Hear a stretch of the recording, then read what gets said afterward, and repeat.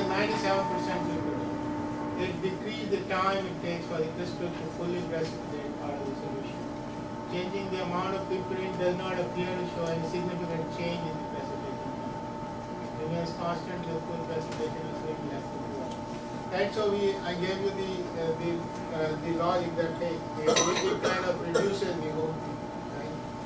Reduces the time to it gets. Also, we observe the crystal size. So the size of the crystal can be controlled by the amount of piperine added during the synthesis. So low concentration of piperine produces smaller particles. High concentration produces a flaky structure, and the concentration level, if you keep the same, either you get the smaller size or you get the bigger size structure. And it is like experimentally you just want to play around and see what is really happening. So these are some pictures of those crystals, flaky and the small things. Okay, so some more pictures of those materials. And this one is under the UV light. You can just see that wherever that thing is triboluminescent, it's a triboluminescent material. But if you put a ultraviolet radiation, it also kind of glows. This shows some, like if you intensity versus wavelength, if you do for these two materials, one of them shows a higher intensity. That's all. Otherwise, the wavelength remains the same. But it shows, this is like you see 2500, and here this is 3000 and more. So the intensity is more. Back to your picture of the crystals, Dr. Agarwal. Sometimes the crystals they look very rigid. These look a little bit flaky and not.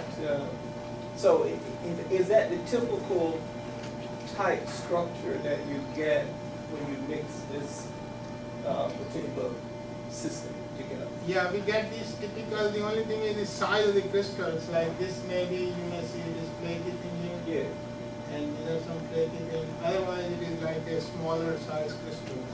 And then when you crush it, the light comes out. These are basically But now you never get very large crystals. No, not very relatively large. speaking. Yeah, we have not gotten any large crystals. We were thinking even if we get it, whether there is some advantage. But we could get this material and then we dissolve it and then do our solution work of old-fashioned way, and we might get a big size crystal. I think it's interesting to see that crystal with a lot of grains. Yeah. See whether the EDX, the microscope, like what part of the crystal has really, like the big grain and the other grain and other grain. Sure, yeah, I mean, there is a lot of things can be done. See what is giving you maybe. But actually we were very excited to find a new method, and we are very excited to even show around, right now that's where we are. Alright, so basically in the, this is a comparison of 97% in food grade, and the light yield is basically, these are the two curves which shows that 97% increases the TL by approximately 8.6%. Increasing the piperine above approximately 2.5 millimole quenches the luminescence by 91.3%. The increase and quenching results added to the other yields 99%. So basically, there is some other impurities which are kind of not doing good to us. But essentially, these are the two things which we got from the market, and then we use them. Right, so food grade piperine effects on decay time. So essentially, increasing the amount of piperine shorten the triboluminescent decay time. The decrease from the fifth is so many microseconds per millimole, and the undoped is this is the time. Right, 97% piperine effects on decay time is this curve. It basically increasing the amount of piperine shorting with any triboluminescent decay, and the decrease from this thing is good. I mean, these are some of the results which we recently got, and we find some other dopants like DMMP and TDPS. Right? This is like triethylphosphine sulfide and then DMMP. Essentially, this is exactly what we are trying to do. We're trying to see some other, these are nonlinear optical materials we saw. It's a non-central symmetric crystals. And so we are trying to add that and try to see our results on the field. Okay, so basically, to conclude, we basically have seen that with piperine, whatever results we can get, we found an alternate method to find this triboluminescent material, right? As I told you, that morphine gave 8%, 8 times, but here the only increase was 8.6%, but even then it was some increase, right? Basically the synthesis time is decreased, which is good, right? We want to get everything working. And that is DMMP can be used to increase the PR by at least this percent, and is also pressure sensitive or other than. So we did that. Now, once you have found some material, you want to find some applications, right? So the applications are in NASA. So in NASA, they want to find spaceflight material which are stronger, lighter weight. This is some of the background stuff which basically when I was talking about this to a NASA engineer, he was very excited that okay, this is a very good material and we can use it for lunar habitats.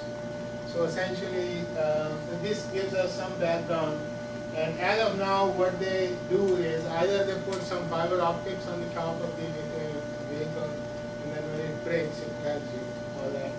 Or you just see it, and there is something called condition-based monitoring.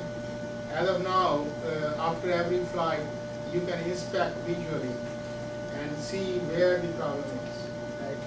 Or, but even then you cannot find if there is a defect inside the structure, right? If there is a delamination inside, everything is made up of composites. So it is done layer by layer by layer, and if inside there is a defect, you cannot see by naked eye. So you need to have something inside. And so for that, sometimes either they put like fiber optical thing, or maybe this material will be used. Right? Okay, so basically these materials can have the potential application with real-time sensors for structural development. So what it is that whenever it will break, it will give you the light, and that light you can collect, right? Either fiber optics means or whatever way you can collect, right? So this is something about this structural health monitoring. I gave you some field to start with so that you know what is really meant by structural health monitoring. In fact, I was very new to a couple of years ago when I went there. They were talking about it, and it was very not easy to understand. What do you really mean? How do you really find whether what is the structure, the health of a structure, right? If it is an airplane, they put sensors everywhere, and even then, even now, it is not very clear. But if you have sensors for most of the places, and if you make them wireless, see, as of now, every sensor has to have some kind of a connecting thing. So it makes a big umbilical. You have to have the wire coming from there, right? All that space shuttle thing. All the sensors are there, but they have to have every sensor with 2 wires, right? But with the new technology of RFID and stuff, you really can have the wireless sensor now. So if we have this material which converts any damage to light, right? And then light, if you can see it from a distance, right? You have got it. So essentially, these are some of these things which are written in words like this. Okay, so as I said, with the advent of wireless sensing, systems can be developed with the capability to detect internal structural faults with no string detect. See, as of now, you have to have the strings, the wire, but later on you may not have. The advantages of embedded sensing, So basically you can embed, right, while manufacturing these materials or any other fiber optics, and so you can detect the failures. You know, the moment something hits, the light comes out, right, and then you can sense that light, and these materials can come in handy. Right? So you can use them in optical damage sensors. So essentially, wherever the damage will be, the light will come out, and you can collect that light, and then you know where it is. So you can find the occurrence and severity of the damage will be given by the intensity of the resulting turbulence. Right. So once you have the material, you can use it for making a damage sensor. Right. So that's what you always look for the applications. Right. So essentially, let us think now. What are the requirements, right? If you want to make a sensor out of that, we found this, but even that, it should be highly efficient. That means the maximum light for one breakage, and that it should emit over a discrete and thus characteristic wavelength range, right? You want to see that wavelength range, and the damage location, of course. Once you know wherever the damages happen, you can probably get that. And the triboluminescent light must only be emitted on crystalline fracture, right? Only when it breaks, it should not give us false alarms, right? So essentially that is what it says. And when you make these things, they are heating to some temperature. So it should have a melting point greater than the pure temperature to maintain the required triboluminescent particle size distribution, and it should be chemically compatible with the composite result. So wherever the application is, you want to see those properties, right?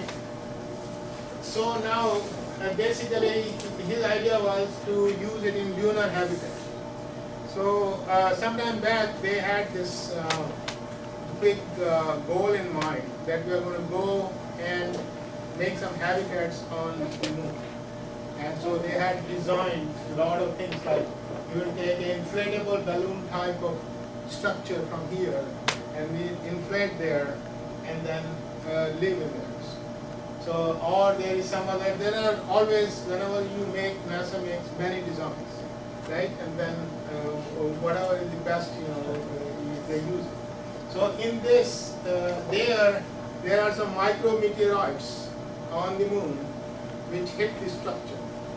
And when they hit the structure, it can damage the top, the layer of that. And they want to, once it hits something, his idea was we put some triboluminescent material inside as a paint. And then wherever that meteorite will hit, it will give you a light speck.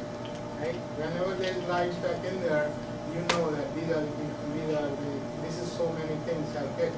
And then you can relate to the life of that, of the thing. So basically that was the application in